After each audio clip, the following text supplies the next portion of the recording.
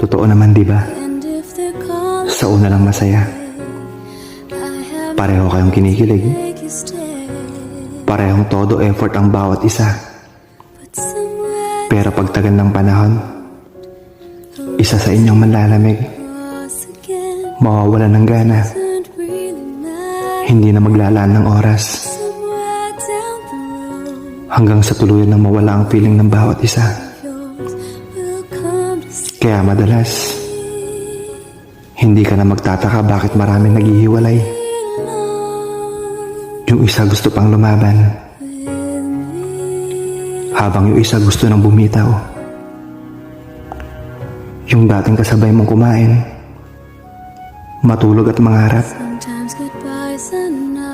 hindi mo na kasabay lumaban dahil sumuko na.